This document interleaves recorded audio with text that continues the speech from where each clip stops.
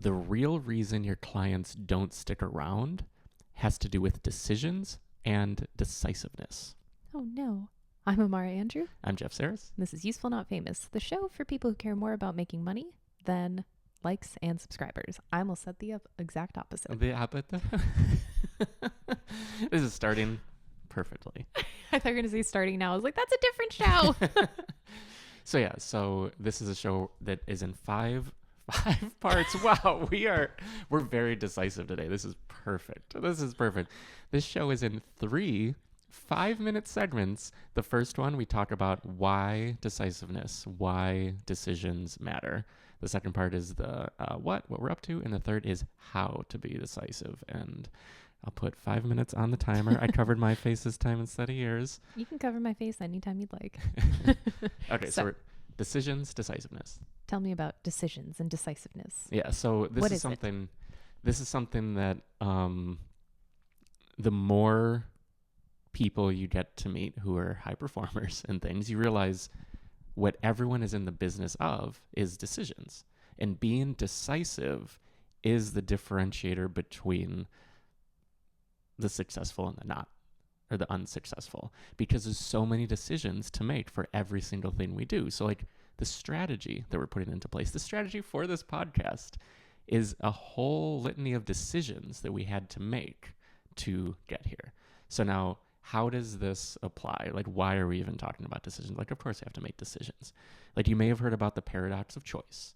Having too many decisions to make will instantly make us sort of tighten up and not make any decision whatsoever. Also known as analysis paralysis.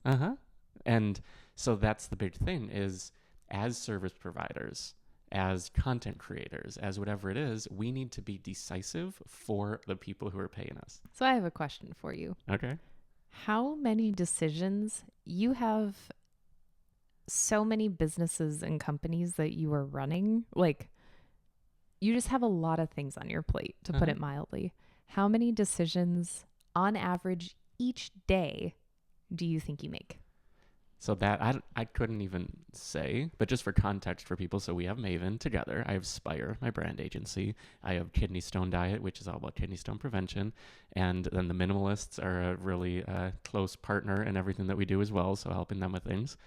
And then a few other things down the then our pipeline. clients, like those aren't our clients. Those are our direct business arrangements and business partnerships. So there are a lot of decisions to make all the time. I don't have an answer for how many, but would you estimate tens? So I don't even Hundreds? want to estimate, because it's hard, because when you make a lot of decisions, you don't consider your decisions. Last question. Do you ever hit a decision wall? Oh yeah. You How do? about you tell me? Me? Where do I run out? And we're going to get into more of the why in a second. But where do I hit my wall for decisions? Because I think you know better than anyone else. Well, yeah, it's ancillary things, because it's the same things where I'm just like, well, I don't fucking know. I don't care. So like dinner, like we literally were just talking to somebody that we just saw yesterday about this, where it's like, I have a million different decisions. The last thing I want to have to think about is something kind of stupid like that. Like to us, dinner doesn't matter. Maybe it matters to you because you love dinner. It's your family time. You get to cook. And our food quality matters. That is what I make the decisions on. Yeah, that's where our decision starts and ends. But exactly what we're eating right now, at what time, that's a decision we don't need to make and we don't want to make. Yes. So if you're a private chef and you'd love to work with us, let me know. But Chris, are you out there? Oh, yeah. We need to talk to him. But anyway, So this is the thing is we just as people, not just the two of us, but everyone, anyone listening, we confuse decisiveness with rudeness, and kindness, and optionality with kindness. But being decisive is the opposite of rude. It's actually being kind to someone, giving a bunch of options for someone else to choose from.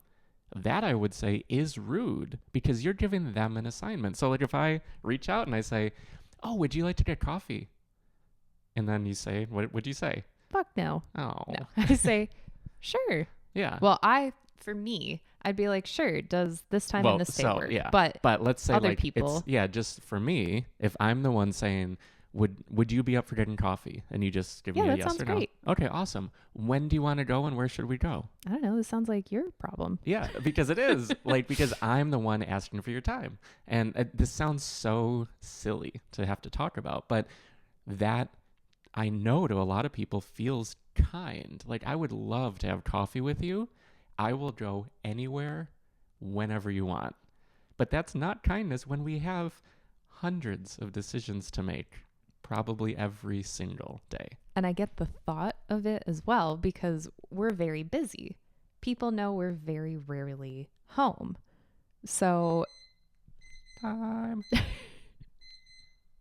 so they think, "Oh, this is a huge service to you. Like, you tell me where we meet. You tell me what time." That is the biggest ask because now I'm trying to do so many things at one time, which maybe is to a fault, but I don't think so because I really enjoy it. The last thing I want to have to do is do research on a place, like even with dietary things. Like then people are like, "Oh, well, where do you want to go?" And it's like, we can always figure whatever out. Like I'll eat an asparagus plant. I don't know where I was going with that spear, but I was just like, but that it's just one more thing for us to have to think about. So if you want to see someone, just be like, duh, does that work? And your corollary, if that doesn't work, then what do you do? Yeah, so I mean, we want to give now this. We're saying this in like a friendship context of like reaching out to a friend, but really what we're applying this to is projecting it onto your business and your relationship with customers and clients and potential clients. So you can think about it, and we'll get into the like how later, but just real quickly, start with the smallest decision tree possible. So like a tree of options, a decision tree with, if it has one branch, what? 1, 2, tree. But if you have one branch on your decision tree, like, would you like to grab coffee together on Tuesday at 10 a.m. at XYZ coffee shop on Main Street? Sorry, I can't at 10, but how about noon? And that works. Or like, oh, that day doesn't work for me, but we should definitely find another time. Then expand your decision tree a little bit. Don't say, oh, great, just tell me what works for you. Say, oh, that's no worries, but how about Thursday at noon? Or I could even do next Wednesday at 3 p.m. Like, give a couple options, maybe 3, but don't just suddenly lose sight of the fact that it's rude to put it on the other person to do it. And this applies to your business too. So we're going to get into the next segment, which is just the what we're up to, and then we will swing back around and talk about how to apply this to your business. Business. Witness to business.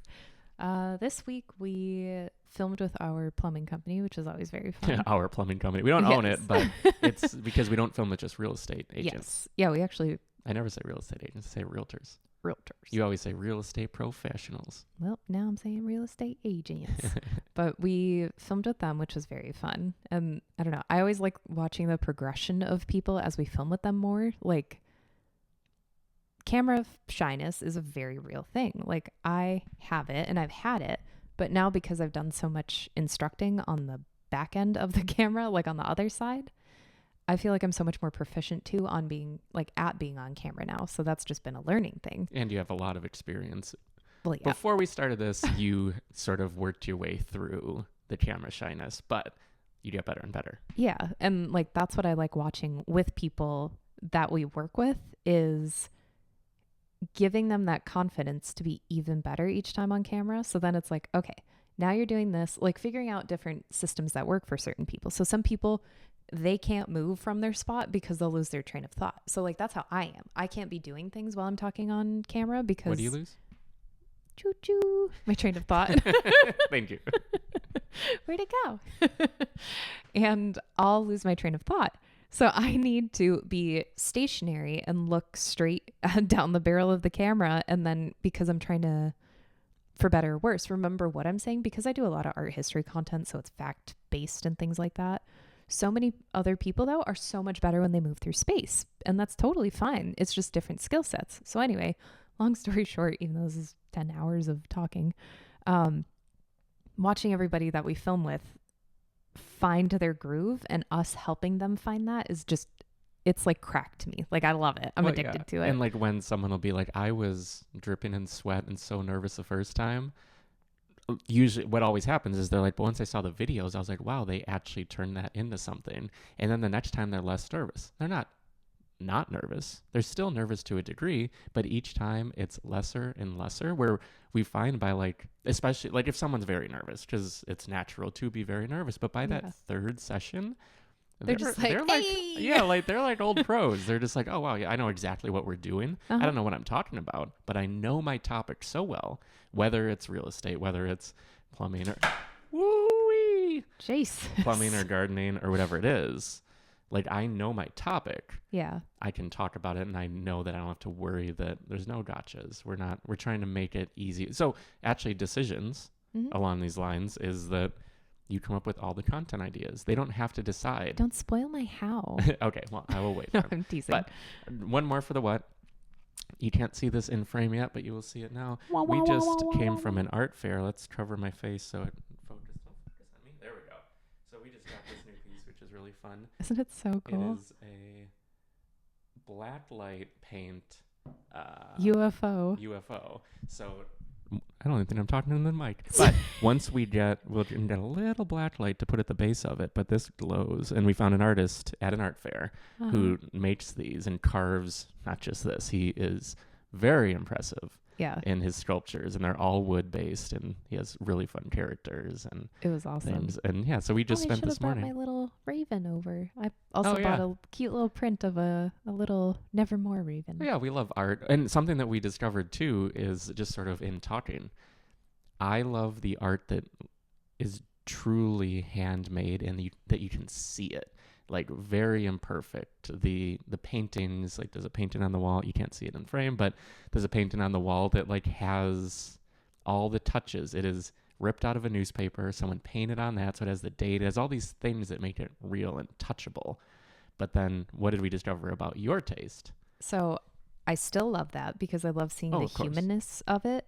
But because I've made art for a very, very, very long time, seeing somebody have the technical skill to paint a perfect, crisp line, that'll just do something to me, I think, until the end of time. Like, I love color blocking. I love seeing bold graphic stuff. And when it's done so well, that like turning the human into a machine, I think I always love, because it's like, wow, that's like a very mechanical way that they did that. But I do still love the handmade quality of something. Of course. But because you come from a very like literally just computer technical, like a design world, and that's a digital design world, is if it's too perfect by hand, it actually doesn't appeal to me, which was something we came to the realization just walking around. Whoa, that's weird. It's because like this shirt, I mean, this shirt is like perfect with some imperfections, deliberate. Yeah. That I designed in Photoshop. Yeah. And and if there was a physical, that was probably loud. If there was a physical version of this on the wall, I would want it to look way more imperfect than this. And see, that doesn't appeal to me on the same. I think it's purely just painting and like graphics. So like a lino cut or something like that. If you can get that like perfectly, because I know the amount of control you need to have for that. I think that's what it is, where it's like, oh, they've mastered this shit. They've put in 400 hours to get that perfect line. I think I just realized a deeper thing. Control. I can make anything that looks crisp and perfect digitally. I am not good at making anything look imperfect. That is a struggle of mine. So that's what I respect so much more. Typical Virgo. But you know what I mean, though? Yeah. So not even the digital aspect, but the way that I create is creating for pixel perfection. Oh, I know. No, but so I think that's interesting, because you can have the creative vision to create something that is imperfect in perfect ways. But I lack, like I feel... Oh, me. You. Oh. I feel like I lack the ability to create something that has that extra life to it. And I think that's really where that line falls. That's interesting because I do like doing that on purpose where it doesn't make any sense. So like the Dowers, that was an NFT project that I did 800 years ago. It doesn't make sense, a lot of it, because it's playing with things that don't make sense. So like the one that we had on the wall, which I said is like me, and she's missing an arm, and like it's. Oh yeah, if you don't ask questions. If you go to amaraandrew.com, you can see the Dowers, and it's actually the cover art for your other podcast by Amara. Oh yeah, that one. Duh. But the way that she's holding the banana. Banana? She's holding a banana? Oh no, not a banana. Yeah, please get the fuck out of here. Oh, it has a stamp on the bottom. That's cute. Oh, nice. I didn't even look. But so she. Jason Ray. Okay, talk about the banana.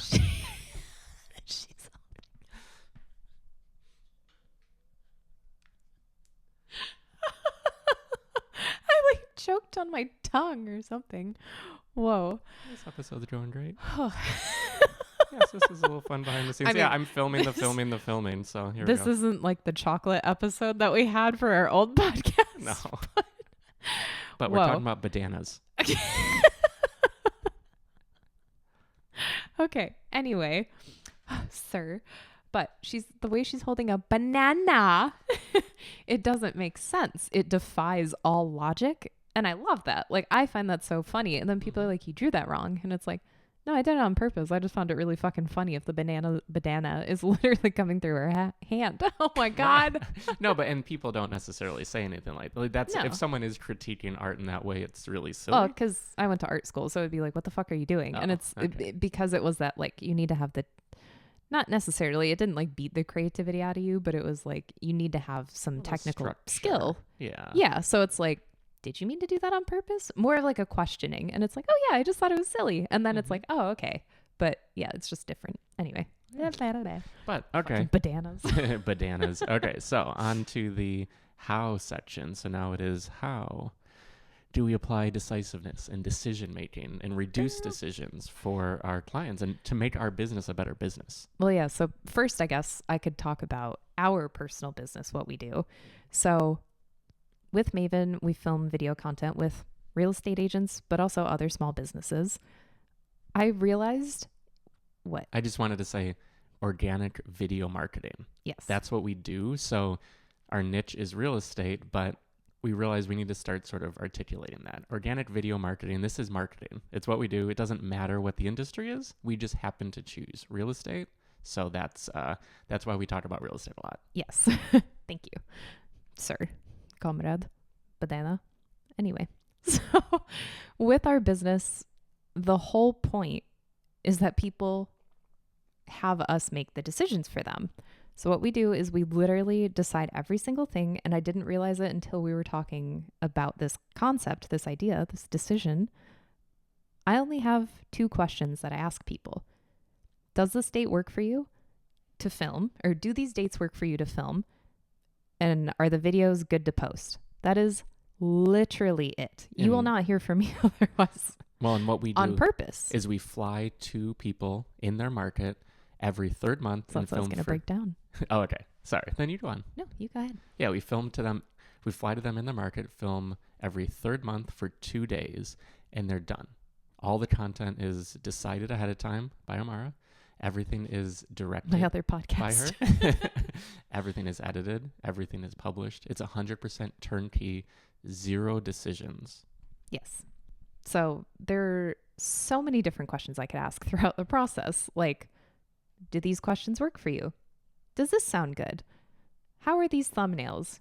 Does this color work for you? What do you think of these captions? What do you think of this? Like, does this Airbnb work for you? Does this neighborhood work? What if I post this on Tuesday? Yeah. And then this on Thursday? What about this time? And then this on May 17th? Like, there are hundreds and hundreds of questions I can ask people, but I only have 2 because why do you need to hear from me all the time?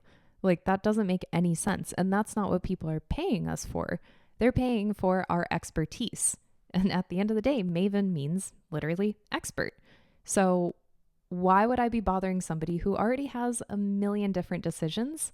Like, as a service provider, I have to mitigate all decisions for them and not give them anything else to think about. Just be like I literally had somebody text me this week and they're just like, I didn't even look through the videos yet, but I trust you. Like, and I was like, I'm so flattered, because like you forget, yeah, it is a trust thing where it's like, well, yeah, I'm never going to let you down. Like, that's not even remotely an option. Like, I will die before I let somebody down. Well, yeah, try to. And how do we convey? Whoa. But strike that. How do we convey that you can always trust us? If you didn't Lord. listen to last week's episode, you can look that one, The Secret of Branding, or the number one secret to brand, or something like that. But we talk all about how we convey that you can always trust us and always rely on us. Yes, through subliminal messaging. So then that's just a little sample of how we do it. So how can you do that, you dear listener, viewer? How can you do that for your clients? So even just starting before you even meet your client, something obviously that we're very keen on is your content. How do you communicate? You can trust me. I'll take all the decisions off your plate, and you can rely, like, I'm very reliable. How do you communicate all of that and that you are an expert? Can I just say real quick? Yeah. If I started this episode with, I'm not really sure what we're going to talk about today, but let's figure it out. Why would you stick around? Because it'd be like, no, you figure that out ahead of time. Why are you taking my time? I'm here tuning in. I'm paying you with my time. You being like us, you're paying us with your time to be decisive. You're here so we teach you something. Yeah. That's decisiveness. Exactly. So the more you can do that and show that to a potential client, the better. So how do you do that in your content? One of the things that we're very keen on, obviously, is education-based content. Showing people that you even know an iota of anything you're talking about is huge. What? Just iota. Patana. Ray iota. But being able to show people that you actually know what you're talking about is honestly huge. The more I'm writing a bunch of different things right now that are related to this, like blog posts that are coming up.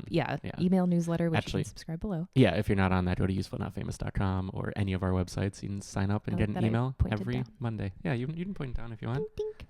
And if this is on a short, then you're pointing at me. Yes. But something that you can, I totally lost my train of thought again, but showing people that you are the expert in your field. This episode is off the rails. This is perfect. So showing people that you are the expert and that you already know what you're talking about. So for example, you can do that through storytelling, showing, okay, I saved, like, something I've been very big on lately is getting more of the storytelling in people's content, because that's huge. Like, we learn through stories as a species. That's what we've loved for thousands and thousands and hundreds of thousands of years. And that's what we're going to love into the future. It's what you feel. So sharing with people examples of success stories that you've had with clients, that's hugely valuable. And then it shows, oh, cool, this person saved their client $20,000, $5,000, $100, whatever it is. Like, money is money. They showed them that. Therefore, I trust them already because I know they already have a use case, like that they've already done this. They've proven that this works. So showcasing that expertise, or even if you haven't done any transactions, and I keep using real estate just because we primarily work with agents, even if you don't have any transactions, say what you would do. Provide something like that, because then you're showing, oh, okay, I am an expert in this. So moving along then, if you have a client, how do you eliminate the decisions for them? And I know we're a little over on time, but I'm going to keep going. So I don't know what that look was. I'm going to keep going. But in real estate, legally, you have to, if you're like on the listing side, like, you have to show the seller, all of the offers. You have to legally, I believe. Yes. Carrying on. So you're like, I don't know. But there's certain legal obligations you have as a real estate professional. So you can't necessarily take away all decisions for the person, because you need them to have autonomy, and also legally speaking, you have to. So what you can do though is eliminate any ancillary decisions. So like if it's even just coordinating a date and time, never ask, does this date or choose a date and time. Never be like, oh, when works best for you? No, you tell them Wednesday at 10 a.m., we're going to do this. Does that work for you? And if they say, no, I have work, or no, I hate you, then you work it out and then you figure it out from there. Well, and let's even just look at showing houses. Yes. Like, here's half a dozen homes. If it's, what do you like? Oh my God. Or yeah. if it's, I think this is good for you because I think this is not right for you because that's being decisive. That's being definitive. That's making a decision that furthers their knowledge of, oh, I didn't think to look at it that way. So there's that line between kindness and rudeness that we're not saying you don't want this house, but we're saying, I don't think that one will be right for you because, and you're not saying we won't go look at it, but you're being decisive to say, essentially, that might be a waste of your and my time because of these reasons that I've experienced in the past. Exactly. And you get to that point too by asking questions, like so many questions ahead of time, which I don't think enough people ask enough questions. Directed questions. Yes. Decisive questions. Because if you go into a house and someone's like, I just thought of a song that you made. Which one? If you want to buy a house, if you're looking for a house. Thank you. You have to roll your R on 4. This fucking episode, burn it to the ground. But if you are looking for a house, I don't blame you if you unsubscribe.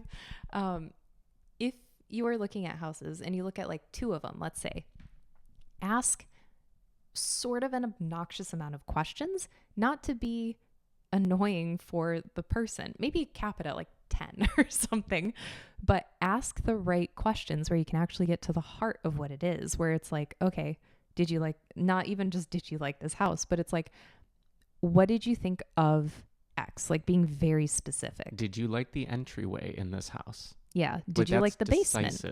How did you feel about the carpeting in the bathroom? Like, how did you feel about the carpeting on the toilet seat?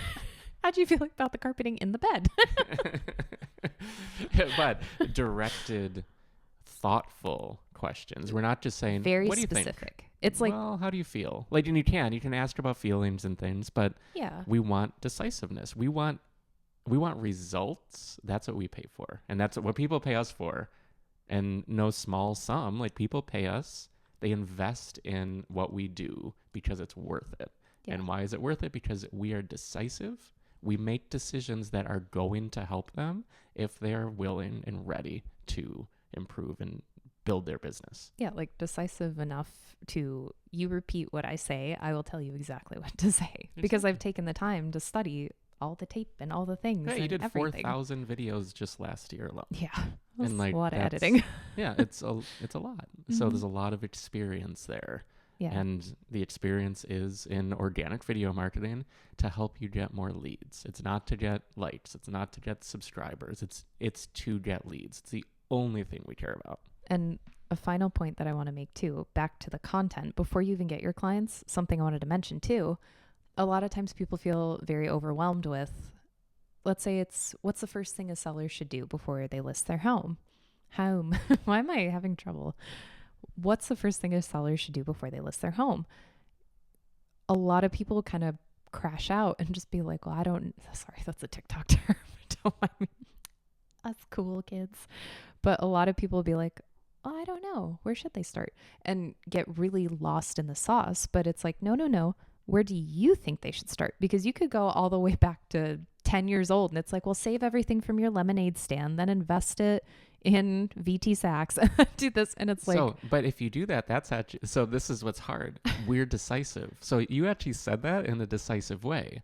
If you were to say, how do you buy a house? At 10 years old, start a lemonade stand.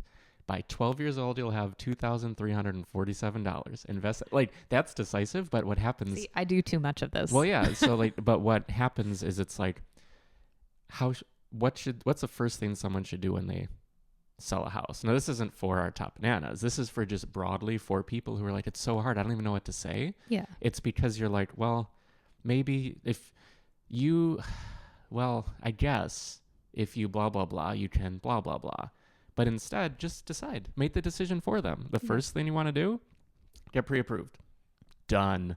You know, like, and I don't care if that's right for, like, maybe you don't want that, maybe you want something else. But, like, if that's my decision, I made the decision, and the person watching and consuming doesn't have to decide. They're like, first thing, pre-approval letter, got it. Like, that's what we want, and that's what we pay for. Yes. So that's what you should do for your client. Be as decisive as possible. Just something as simple as date and time. Like, that's my biggest thing, I think. And just make the decision for them and tell them, we're going to meet this day and this time. If that doesn't work, let me know the next best availability for you. Don't even say, send me other dates and times, because I've run into that too. And it's like, no. Just say, what's the next best availability for you? They will have to give you one answer. Done. Simple. Because everybody's busy. Nobody has time to be dicking around with all these dates and times. And then you just get confused also, because it's like, what did I say? What did they say? Just make the least amount of decisions on your client as possible, and they will love you forever because you made it so incredibly simple on them. And like, nobody knows how many fucking decisions we make for people, and that's fine. That doesn't matter. But don't do that to your client. Don't make your client think about anything else that they need to think about, because you will stress them out to hell and back. Yeah. And to be decisive, I'm ending the episode right now. Bye.